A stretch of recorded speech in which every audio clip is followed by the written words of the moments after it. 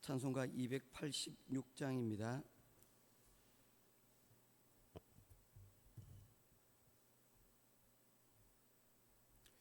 주 예수님 내 맘에 오사 날 붙들어 주시고 내 마음에 새 힘을 주사 늘 기쁘게 하소서. 사랑의 주 사랑의 주 내 맘속에 찾아오사 내 모든 죄 사하시고 내 상한 맘 고치소서. 주 예수님 내 맘에 오사 내 소원 다하시고 내 무거운 짐 맡아주사 참 평안을 주소서. 사랑의 주 사랑의 주 내 맘속에 찾아오사 내 모든 죄 사하시고 내 상한 맘 고치소서. 주 예수님 내 맘에 오사 날 정결케 하시고 그 은혜를 내 맘에 채워 늘 충만케 하소서. 사랑의 주 사랑의 주 내 맘속에 찾아오사 내 모든 죄 사하시고 내 상한 맘 고치소서. 주 예수님 내 맘에 오사 내 길 인도하시고 주 성령을 내 맘에 채워 늘 충만케 하소서. 사랑의 주 사랑의 주 내 맘속에 찾아오사 내 모든 죄 사하시고 내 상한 맘 고치소서.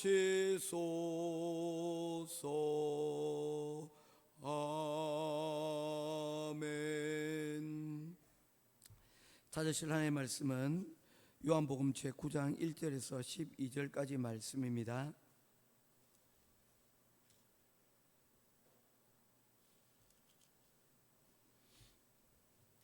요한복음 제9장 1절에서 12절입니다. 예수께서 길을 가실 때에 날 때부터 맹인이 된 사람을 보신지라.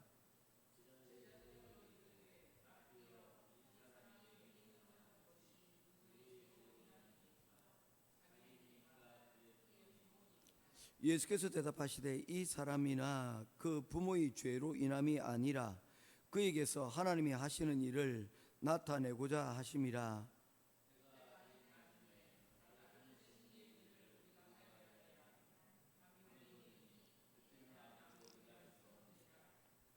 내가 세상에 있는 동안에는 세상의 빛이로다.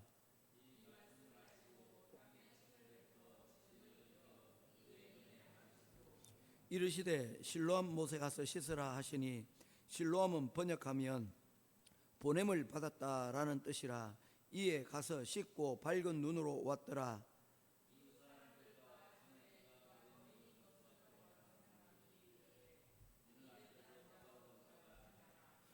어떤 사람은 그 사람이라 하며 어떤 사람은 아니라 그와 비슷하다 하거늘 자기 말은 내가 그라 하니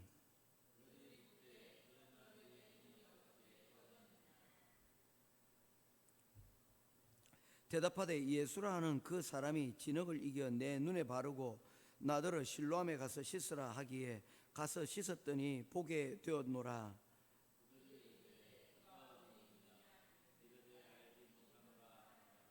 아멘. 오늘 이야기는 예수님께서 길을 가실 때에 한 맹인의 눈을 치유한 일에 대한 내용을 담고 있습니다. 이 맹인의 이야기를 하게 되어지면 예전에 그 어떤 안과 의사 선생님하고 나누었던 이야기가 생각이 납니다.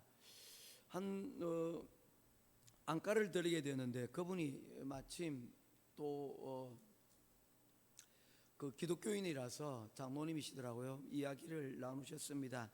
요한복음 9장을 이야기를 하시면서 실로암 목가에서 눈을 뜬 이 맹인이 어떻게 하여 눈을 뜨게 되었을까? 특별히 예수님께서 주목하여 보신 것은 예수님께서 그의 눈을 치유하실 때에 진흙을 이겨서 그의 눈에 바르셨다라는 것에 이렇게 주목을 하고 계시더라고요. 왜 그러셨을까요? 다른 이들에게서는 가서 눈을 뜨게 만드셨는데 진흙을 이겨가지고 침을 바르고 그 눈을 만지신 것에 대해서 목사님 어떻게 생각하십니까? 했더니 생각해 본 적이 없습니다. 솔직히 그렇게 말씀을 드렸죠. 그랬더니 그분이 다음과 같이 간증을 하셨습니다. 자신이 눈에 관한 질병들을 여러 경우들을 보게 되지는데 특별히 앞을 보지 못하는 맹인들 가운데는 아예 태어나면서부터 안구가 생성되지 못한 사람들이 있다는 겁니다. 그래서 안구가 없기 때문에 그런 사람들일 경우에는 눈을 뜬다 할지라도 실제로는 볼 수가 없다는 것이죠. 왜냐하면 안구 자체가 없기 때문입니다. 시신경이나 혹은 망막이나 이런 쪽에 문제가 생긴 사람들 같은 경우에는 그 부분이 혹시라도 치유가 되어지면 눈을 떠서 볼 수가 있는데 안구 자체가 없게 되어지면 눈을 뜬다 하더라도 망막이 회복되고 시신경이 회복된다 할지라도 눈알 자체가 없기 때문에 볼 수가 없다는 거예요. 그래서 창조주이신 예수님께서 하나님께서 사람을 진흙으로 만드신 것처럼 사람의 눈을 안구를 채워서 진흙으로 그 안에 안구를 채워 넣어 주시고 그리고 그 눈을 뜨게 하신 것이 아닙니까? 라고 이야기를 하시는데 사실 가만히 생각해 보니 그도 그럴 것 같았습니다. 또 그리고 아니어도 그렇게 여기에 대해서 왈가왈부할 필요는 없을 것 같아요. 특별히 그분은 눈을 전공하시는 분이셨기 때문에 한평생 사람의 눈만 관찰하지 않았습니까? 그러니 성경을 읽고 성경을 또 하는 가운데서 그와 같은 생각을 가지게 되신 거더라고요. 이런 게 참 중요한 것 같습니다.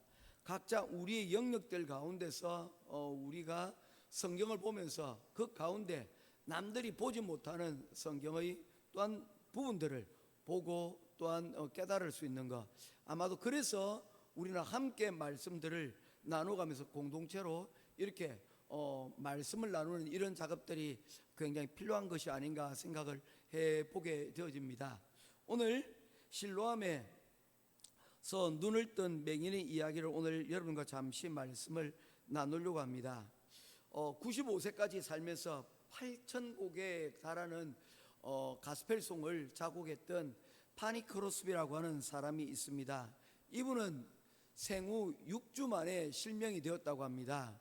갑자기 열이 오르게 되었고 그 열병으로 말미암아 실명하게 되었는데 그녀는 이 실명한 것에 대하여서 굉장히 큰 아픔이었지만 그 아픔을 믿음으로 승화시켜서 그렇게 많은 찬양곡들을 만드셨다고 합니다. 우리나라에도 그렇게 비슷한 분이 계시지 않습니까? 찬양곡을 작곡하지는 않았지만 작사하여서 많은 사람들에게 감동을 주신 송명희 시인이라는 분이 계십니다. 그분은 뇌성마비로 자기 몸 하나 제대로 자기 뜻대로 이렇게 움직일 수 없는 분이시지만 그럼에도 불구하고 그녀는 움직일 수 있는 그 입을 이용해서 겨우겨우 하나님을 향한 주옥 같은 찬양들을 만들어냈습니다. 우리가 잘 알고 있는 나 가진 재물 없으나 하는 이 찬양도 보게 되어지면 그 찬양 가운데 이 송명희 시인의 어떤 그 찬양에 대한 찬양을 통해서 신앙을 또한 그 마음의 자세들을 볼 수가 있는 것입니다. 사실은 굉장히 원망하고 불평할 수 있는 그런 상황이었음에도 불구하고 원망하고 불평하지 않고 아름다운 찬양의 시로 많은 사람들에게 감동을 주고 있는 것이죠. 이렇게 될 수 있었던 것, 송명희 시인이나 아니면 파니 크로스비나 중요한 것은 삶을 살아가는데 무엇이 있었다는 것입니까? 해석이 있었다는 것입니다. 꿈보다 해몽이라는 말이 있지 않습니까? 꿈도 어떤 꿈을 꾸었느냐 그것이 중요하지만 그러나 그 꿈을 가지고 어떻게 해석하느냐에 따라서 정말로 천차만별 달라질 수가 있다는 것을 말씀하고 있습니다. 오늘 내용이 바로 그와 같은 내용을 담고 있습니다. 해석의 힘에 대한 내용을 담고 있습니다. 9장 1절입니다. 예수께서 길을 가실 때에 날 때부터 맹인된 사람을 보신지라 제자들이 물어 이르되 랍비여 이 사람이 맹인으로 난 것이 누구의 죄로 인함이니까 자기이니까 그의 부모이니까. 이 이야기는 그 당시의 사람들이 어떤 재앙이나 아니면 문제가 생겼을 때 떠오르게 되는 생각, 그들이 생각이 무엇이었냐면 바로 이 모든 문제들, 감기로부터 시작해서 몸의 질병이나 아니면 가정에 어떤 어려움들이 있을 때 그 모든 일들은 무엇으로부터 비롯이 되어졌다는 것입니까? 죄 때문이라는 것입니다. 그리고 그것은 곧 하늘의 심판이다 라는 그런 내용을 담고 있습니다. 그 말은 자칫 보면 자신은 아무 문제가 없고 이것을 전제로 합니다. 나는 그것을 판단하는 사람이 되어지고요. 그리고 아픔이나 문제가 있는 사람들은 곧 바로 그들은 우리와 다른 하나님의 저주를 받은 사람이다, 죄가 많은 사람이다 라고 하는 그런 고난을 심판의 도구로 그렇게 해석하고 판단하였다는 것입니다. 이러한 해석들은 어떻게 합니까? 고난당하는 자를 위로하기는커녕 더욱더 번민하게 만드는 것입니다. 이러한 예를 우리가 어디서 볼 수가 있냐면 성경의 욥기에서 보면 그러한 내용들을 담고 있습니다. 욥이 고난을 당하였을 때 우리는 그 내용을 시작부터 우리는 이미 다 보고 있었습니다. 시작의 내용이 어떻습니까? 욥기 1장과 2장의 내용은 욥이 전혀 상관없는 천상에서 회의가 열립니다. 하나님과 그리고 사탄의 대화가 이루어지게 되어지고 그 대화 가운데서 사탄이 하나님의 허락을 받아서 의인이었던 욥을 고난 가운데서 시험하고 있는 장면들이 나타납니다. 사실 이 모든 고난들은 욥의 죄와 혹 욥의 잘못과는 아무런 상관이 없는 것이었습니다. 그럼에도 불구하고 하나님께서 이 욥에게 고난을 시험하려고 하는 이 사탄의 것에 대하여서 허용하셨습니다. 허용하셨다는 거예요. 그리고 그 허용하신 가운데서 그의 가지고 있던 모든 것들이 다 잃게 되어지고 그리고 그 또한 병이 들었을 때 새 친구가 찾아와서 그들은 그들의 방식대로 이 고난에 대해서 해석을 하게 되어집니다. 그들의 결론은 무엇이었습니까? 자신들이 오랫동안 세월을 살아왔는데 이 모든 것들이 저절로 이루어지는 일들은 없다는 겁니다. 그거는 맞았습니다. 모든 일들이 원인 없이 여러분 결과가 이루어지는 일은 없습니다. 시작이 있으면 끝이 있는데 여러분 인과관계들하는 것들이 다 있다는 것입니다. 그런데 그 인과관계가 어디로부터 시작되어지는가를 살펴볼 때 반드시 그 사람으로부터 시작되는 것은 아니라는 것입니다.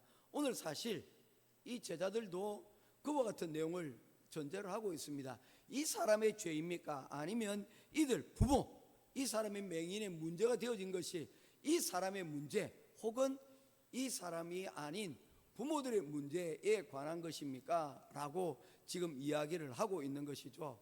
우리가 이해할 수 있는 부분들도 있고 이해할 수 없는 부분들도 여러분 있는 것은 아닌가라고 전제를 하고 있다는 것입니다. 욥과 같은 경우에는 그의 잘못과는 아무런 상관이 없는 그러한 것이었습니다. 천상에서 그런 회의가 열릴 줄 누가 여러분 짐작이나 할 수 있었겠습니까? 그를 통하여서 하나님께서는 욥이 연단되기를 원하셨고, 사탄은 하나님이 틀렸다는 것을 증명하기를 원했는데 사실 이러한 싸움은 볼 필요가 없습니다. 왜냐하면 반드시 하나님의 공의가 이기기 때문입니다. 이런 전제 가운데서 예수님께서는 어떤 시선을 이야기를 하고 있습니까? 3절 말씀입니다. 우리 같이 보도록 하겠습니다. 9장 3절입니다. 같이 읽겠습니다. 시작. 예수께서 대답하시되 이 사람이나 그 부모의 죄로 인한 것이 아니라 그에게서 하나님이 하시는 일을 나타내고자 하심이라. 4절 계속해서 읽어가겠습니다. 때가 아직 낮음에 나를 보내신 이의 일을 우리가 하여야 하리라. 밤이 오리니 그때는 아무도 일할 수 없느니라. 아멘. 이 사람의 문제는 이 사람으로부터 온 것도 아니고 이 사람의 부모로부터 온 것이 아니라는 것입니다. 이 사람을 통해서 누가 하나님의 영광을 받으시기 위함이라는 것입니다. 다시 말해서 이를 통하여서 욥이 연단되어져서 그가 하나님이 어떠한 분인가를 비로소 37장에 가서야 깨닫게 되듯이 이를 통하여서 예수 그리스도가 어떤 분인가를 여러분 이를 통해서 증명하고 나타내기 위함이라는 것입니다. 때때로는 우리 고난과 우리의 어려움들이 하나님의 영광을 드러내는 통로가 될 때가 있습니다. 특별히 교회에 출석하게 된 많은 이유들 가운데 여러분 특별히 살아가면서 생겨났던 경제적인 문제 혹은 여러분 인생의 병의 문제들 또 관계의 문제들 여러 가지 자신의 문제로 인하여서 신앙생활을 시작한 사람들이 많이 있습니다. 문제를 통해서 비로소 뭡니까? 누군가에게 특별히 하나님을 찾게 되는 그런 계기를 만나게 되는 것이죠. 따라서 이 고난, 이 사람이 지금 겪고 있는 보이지 않는 이러한 문제는 뭡니까? 해석의 대상이 아니라 하나님의 목적이 담겨져 있는 신비한 하나님의 영광을 드러내는 통로로 지금 사용이 되어지고 있다는 것입니다. 이 광경을 통하여 이 사람이 만난 것은 뭡니까? 세상의 빛이 되시는 바로 예수 그리스도 하나님을 만나게 된 것입니다. 창조주와의 만남을 여러분 만나게 된 것입니다. 그는 창조주의 손길을 통하여서 단순히 질병치유를 넘어져서 인생의 근본적인 어둠을 밝히는 세상의 빛이신 예수 그리스도의 실체를 보게 되어졌다는 것입니다. 많은 사람들이 예수님을 보고 있었음에도 불구하고 예수님이 어떤 분인가를 알지 못하고 그리고 알려고도 하지 않았습니다. 오히려 보이는 그것으로 예수님을 대적하고 예수님을 길을 방해하고 핍박했던 것들을 우리가 또한 보게 되어집니다. 그런데 오늘 이와 같이 앞을 보지 못하던 자는 예수님의 손길로 인하여서 예수님과의 만남을 통하여서 앞이 보여지는 눈이 뜰 뿐만 아니라 영적인 그러한 눈들도 함께 열렸던 것들을 보게 되어집니다. 이 모든 일은 어디서 비롯되어진 것입니까? 해석이 아니라 그 해석되어진 것에 대하여서 뭐한 것입니까? 말씀을 듣고 순종한 것에서 여러분 이루어졌다는 것입니다. 예수님께서는 이 말씀을 하시고 땅에 침을 뱉어 진흙을 이겨 그의 눈에 바르시고 이르시되 실로 못에 가서 씻으라 하시니 이에 가서 씻고 밝은 눈으로 왔더라. 순종하였습니다. 중요한 것은 우리에게 들려지는 우리가 이 말씀을 우리가 보고 듣고 해석하는 것들도 중요하지만 그 해석한 것을 어떻게 하는 것입니까? 그 해석되어진 것을 우리가 순종하고 받아들이는 것으로 우리가 빛의 길에 여러분 동행하는 것들도 여러분 훨씬 더 중요하다는 것을 말씀을 하고 있는 것입니다. 이런 예를 들게 되어지면 사도행전에 보면 사울이라는 사람이 다메섹을